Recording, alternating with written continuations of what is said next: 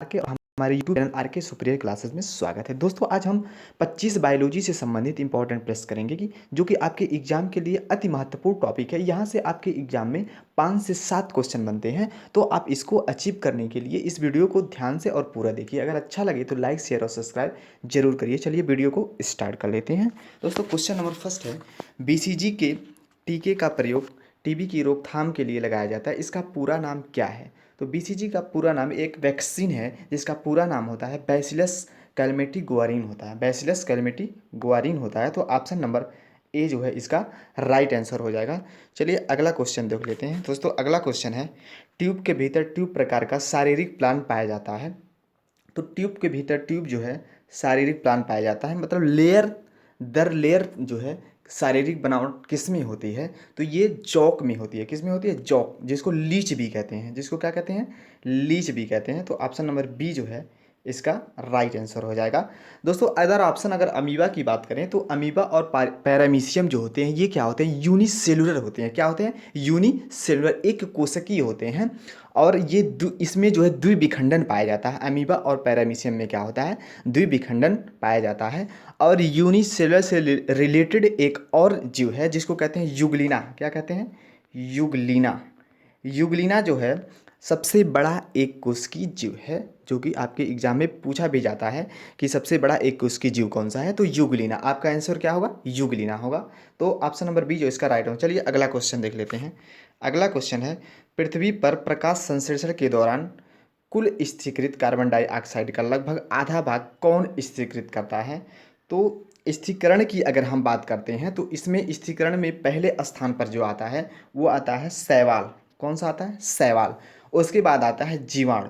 शैवाल आता है, शैवाल, फिर आता है जीवाणु, फिर इसके बाद आते हैं हरे पौधे। तो ऑप्शन नंबर ए जो है इसका राइट आंसर हो जाएगा। चलिए अगला क्वेश्चन कर लेते हैं। दोस्तों अगला क्वेश्चन है, आजकल दूध को संतुलित आहार नहीं माना जाता क्योंकि इसमें अभाव है। तो जो दूध में होता है वो आयरन और विटामिन सी, यहाँ दोस्तों विटामिन डी नहीं होगा, विटामिन सी होगा। विटामिन सी, आयरन और विटामिन सी जो है दूध में नहीं पाया जाता है, इसीलिए आजकल दूध को जो है हम संतुलित आहार नहीं मानते हैं। तो ऑप्शन नंबर बी जो है इसका राइट आंसर हो जाएगा। चलिए अगला क्वेश्चन देख लेते हैं। दोस्तों अगला क्वेश्चन है, मानव शरीर की सबसे बड़ी मिश्रित ग्रंथि कौन सी है? तो मानव शरीर की सबसे बड़ी अगर मिश्रित ग्रंथि की बात करें तो ये अग्नाशय है। कौन सी है? अग्नाशय है। तो ऑप्शन नंबर सी जो है इसका राइट आंसर हो जाए। अगर हम यकृत की बात करें तो यकृत से क्या निकलता है? पित्तरस निकलता है। क्या निकलता है? पित्तरस। यकृत से पित्तरस निकलता है। और ये जमा कहाँ होता है? तो ये पित्ताशय में जमा होता है। कहाँ जमा होता है? पित्ताशय में जमा होता है। और पीयूष, अगर पीयूष ग्रंथि की बात करें हैं तो इसको मास्टर ग्रंथि कहते हैं। क्या कहते हैं? मास्टर ग्रंथि कहते हैं। पीयूष को हम कहते हैं मास्टर ग्रंथि। तो ये फैक्ट आप ध्यान रखिएगा। चलिए अगला क्वेश्चन कर लेते हैं। अगला क्वेश्चन है, इंसुलिन का आविष्कार किसने किया था? इंसुलिन का आविष्कार जो है एफ बैटिंग ने किया था। किसने किया था? एफ बैटिंग ने किया था। अदर ऑप्शन अगर हम बी और सी की बात करते हैं तो एडवर्ड जेनर ने क्या किया था? एडवर्ड जेनर ने ये जो है चेचक के टीके का आविष्कार किया था। क्या? चेचक का टीका। चेचक के टीके का आविष्कार एडवर्ड जेनर। और रोनाल्ड रॉस ने जो है पोलियो के वैक्सीन की खोज किया था। क्या? पोलियो के वैक्सीन की जो है खोज किसने किया था? रोनाल्ड रॉस ने किया था। तो ये भी ऑप्शन आप ध्यान में रखिएगा, आपके एग्जाम में ये पूछा हुआ क्वेश्चन है। चलिए अगला क्वेश्चन कर लेते हैं। अगला क्वेश्चन है, रक्तदाब को नियंत्रित करने वाला हार्मोन है। रक्तदाब को कौन सा हार्मोन क्या करता है? नियंत्रित करता है। तो ये है एड्रेलिन। कौन सा हार्मोन है? एड्रेलिन हार्मोन है। अगर हम टेस्टोस्टेरोन की बात करते हैं तो टेस्टोस्टेरोन को हम कहते हैं सेक्स हार्मोन कहते हैं। क्या कहते हैं? सेक्स हार्मोन कहा जाता है। इसको सेक्स हार्मोन कहा जाता है।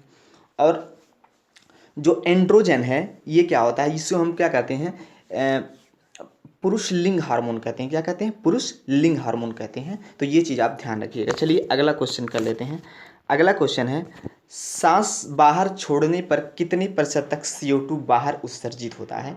तो हम अगर सांस बाहर छोड़ने की बात करते हैं तो इसमें CO2 की मात्रा 3 से 4% होती है। क्या होती है? 3 से 4% होती है। तो ऑप्शन नंबर बी जो इसका राइट आंसर हो जाएगा।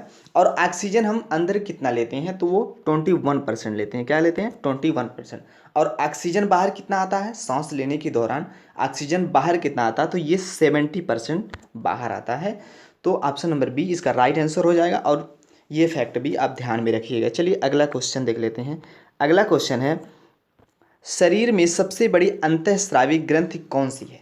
तो शरीर में जो है सबसे बड़ी अंतःस्रावी ग्रंथि कौन सी है? तो इसको कहते हैं अवटू। क्या कहते हैं? अवटू। इसको थायराइड कहते हैं। क्या कहते हैं? Thyroid gland. थायराइड ग्लैंड कहते हैं। क्या कहते हैं इसको? थायराइड ग्लैंड कहते हैं। और पैरा थायराइड ग्लैंड को हम परावटू कहते हैं। थायराइड ग्लैंड और पैराथायराइड ग्लैंड दो ग्लैंड होती हैं। तो जो थायराइड ग्रंथि होती है, इससे जो हार्मोन निकलता है वो थायरॉक्सिन हार्मोन निकलता है। कौन सा हार्मोन निकलता है? थायरॉक्सिन हार्मोन निकलता है। और जो पैराथायराइड ग्लैंड है, ये क्या होती है? इसकी जो आकार है अधिक हो जाती है। क्यों हो जाती है? क्योंकि आयोडीन की कमी का जो अगर हम भोजन जो लेते हैं उसमें अगर आयोडीन की मात्रा कम है तो हमारी जो थायराइड ग्लैंड है ये क्या हो जाती है? इसका आकार जो है काफ़ी बढ़ जाता है। और पीयूष ग्रंथ को क्या कहते हैं? इसको मास्टर ग्रंथ कहते हैं। तो ये फैक्ट आप ध्यान में रखिएगा। चलिए अगला क्वेश्चन कर लेते हैं। अगला क्वेश्चन है दोस्तों, पक्षियों और कीटों के पंख कैसे होते हैं? तो पक्षियों और कीटों के पंख कैसे होते हैं? समजात, पोषक, संवृत्तिक, अयुक्तिसंगत। तो ऑप्शन नंबर बी जो है इसका, option number C sorry option number C जो है इसका राइट आंसर। समवृत्तिक होते हैं। क्या होते हैं? समवृत्तिक होते हैं। पक्षियों और कीटों के पंख कहते होते हैं समवृत्तिक होते हैं। समजात का मतलब होता है एक ही टाइप के।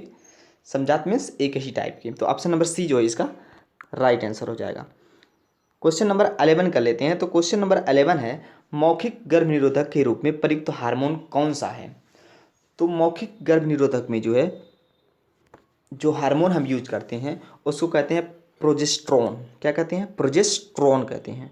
और टेस्टोस्टेरोन को क्या कहते हैं? सेक्स हार्मोन कहते हैं। चलिए अगला क्वेश्चन कर लेते हैं। अगला क्वेश्चन है, मेढक के, ये वृक्ष नहीं है, ये ब्रिक है। इसको ब्रिक कर लीजिए, ये गलत है, इसको ब्रिक कर लीजिए। मेढक के ब्रिक किस प्रकार के होते हैं? तो जो मेढक के ब्रिक होते हैं ये मध्य वृक्क होते हैं। क्या होते हैं? मध्य वृक्क होते हैं। तो ऑप्शन नंबर ए जो है इसका राइट आंसर हो जाएगा। चलिए अगला क्वेश्चन कर लेते हैं। अगला क्वेश्चन है दोस्तों, एर्नियोलॉजी है। एर्नियोलॉजी में किसका अध्ययन होता है? तो एर्नियोलॉजी में जो है मकड़ियों का अध्ययन होता है। तो ऑप्शन नंबर बी जो है इसका राइट आंसर हो जाएगा। और मधुमक्खी पालन को क्या कहते हैं? इसको कहते हैं एपी कल्चर। और एक होता है पीसी कल्चर, इसको कहते हैं मत्स्य। और रेशम को कहते हैं सेरी कल्चर। क्या कहते हैं? सेरी कल्चर कहते हैं। रेशम का अध्ययन सेरी कल्चर, और एपी कल्चर में मधुमक्खी पालन, और पीसी में मत्स्य होता है। ये चीज़ आप ध्यान में रखिएगा। चलिए अगला क्वेश्चन कर लीजिए। अगला क्वेश्चन है, किस मानव अंग में सर्वाधिक कोलेस्ट्रॉल उत्पादित होता है? तो कोलेस्ट्रॉल जो सबसे अधिक उत्पादित करता है ये यकृत करता है। कौन सा करता है? यकृत करता है। यकृत से क्या निकलता है? पित्तरस निकलता है। पित्तरस निकलता है। और जमा कहाँ होता है? पित्ताशय में होता है।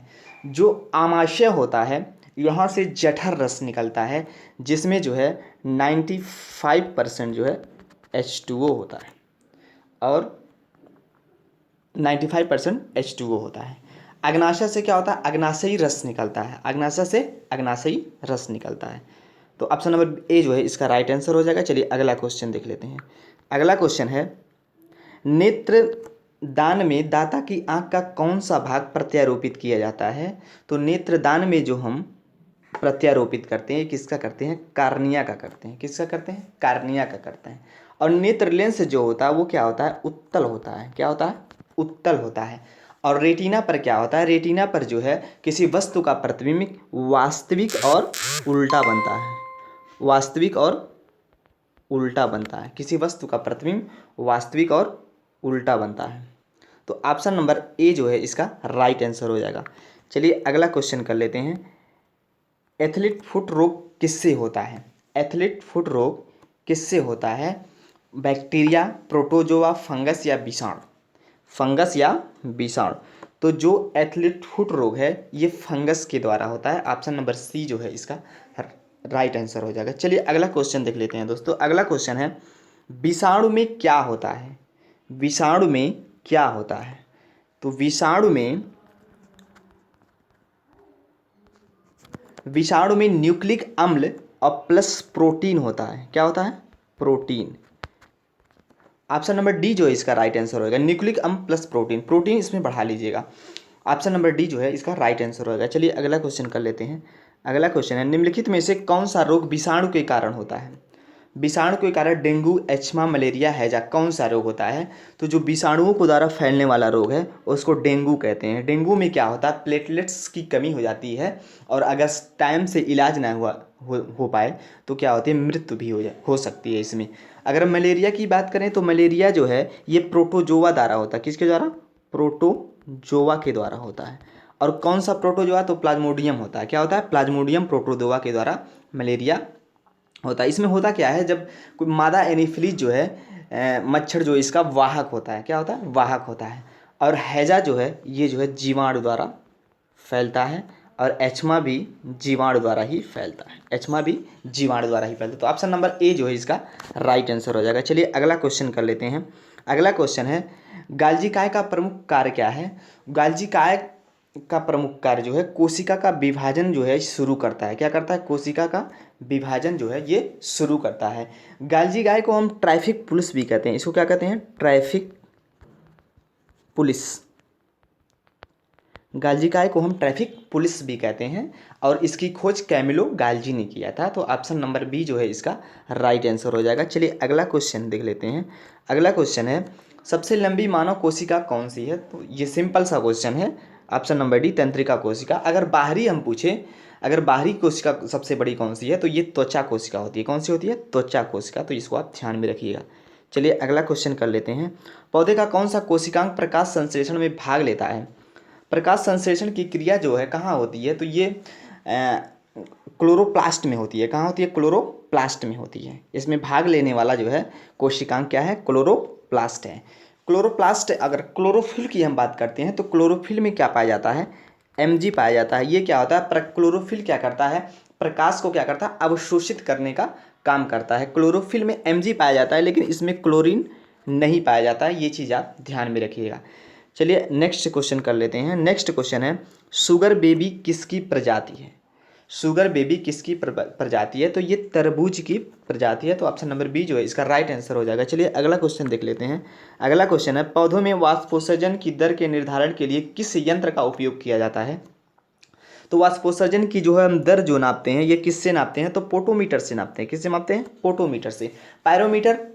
पायरोमीटर का यूज क्या जो अधिक ताप को मापने के लिए हम पायरोमीटर का, जैसे सूर्य वगैरह की जो टेम्परेचर है इसको मापने के लिए हम पायरोमीटर का यूज करते हैं। बैरोमीटर से हम क्या कहते हैं? आधी तूफान यानी कि वायु का वेग, आधी तूफान आने की संभावना किस जो मापते हैं उस पर किस में मापते हैं? बैरोमीटर पर मापते हैं। बैरोमीटर में क्या होता है कि अगर बैरोमीटर अचानक से गिर जाता है तो क्या होती है? आधी तूफान आने की संभावना होती है। अगर धीरे धीरे गिरता है तो वर्षा आने की संभावना होती है। अगर बैरोमीटर का पाठ्यांक धीरे धीरे ऊपर की तरफ उठता है तो क्या होता है? मौसम साफ रहने की संभावना होती है।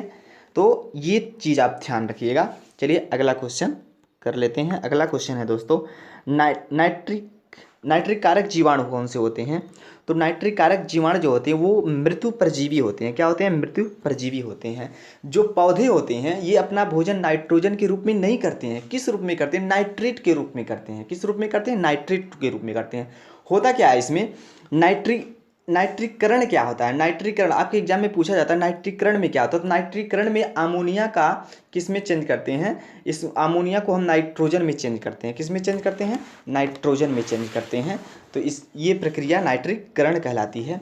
और विनाइट्रीकरण में क्या होता है? तो जो पौधे नाइट्रेट के रूप में भोजन अपना नाइट्रेट के रूप में लेते हैं उसमें क्या होता है? कुछ नाइट्रेट बच जाता है तो कुछ ऐसे जीवाणु होते हैं जिसके द्वारा जो है हम नाइट्रेट को वायुमंडल में भेजकर नाइट्रोजन के रूप में वायुमंडल में भेज देते हैं।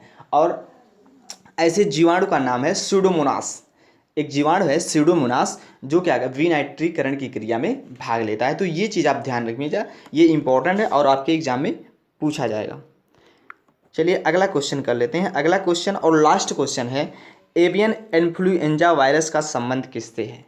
जो एवियन इन्फ्लुएंजा वायरस है इसका संबंध किससे है, तो ये बर्ड फ्लू से है।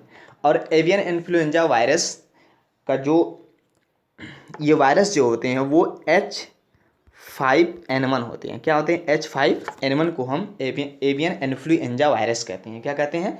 Avian influenza virus. H5N1 को एवियन इन्फ्लुएंजा वायरस कहते हैं। तो ये ऑप्शन नंबर बी जो है इसका राइट हो जाएगा। आप सारे क्वेश्चन को आप ध्यान से देखिए और वीडियो को पूरा देखिए। आपको वीडियो कैसा लगा हमें कमेंट करके जरूर बताइए। अगर अच्छा लगे तो लाइक शेयर और सब्सक्राइब जरूर करिएगा। धन्यवाद।